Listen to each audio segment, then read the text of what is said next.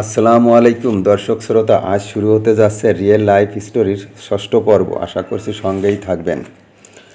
আমাদের ছোটোবেলা যখন থেকে আমরা পারি তখন থেকে বাঁশ কাঁধে করে ফল ফলাদি, নারকেল, সুবরি, আম, কাঁঠাল ইত্যাদি মাথায় করে হাটে নিয়ে বিক্রির উদ্দেশ্যে বাড়ি থেকে প্রয়োজনীয় দূরত্বে যেখানে ভ্যান গাড়ি পাওয়া যেত সেখান পর্যন্ত পৌঁছে দিয়ে বাবাকে সহযোগিতা করতাম।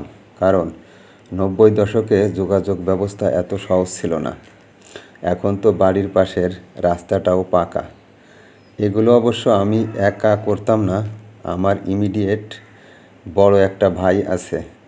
দুই ভাই মিলেই আমরা করতাম। তাছাড়া আর একটা ভাই আছে, সে তখন অনেক ছোট ছিল। তাছাড়া আমাদের ছোট একটা বোন এবং আমাদের দুই ভাইয়ের বড় 3টি বোন আছে। পরবর্তীতে অবশ্য একটি বোন মারা যায়।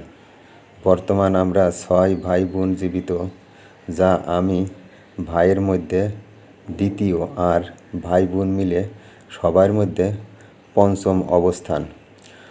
প্রিয় দর্শক শ্রোতা, আজকের ষষ্ঠ পর্ব এখানেই শেষ।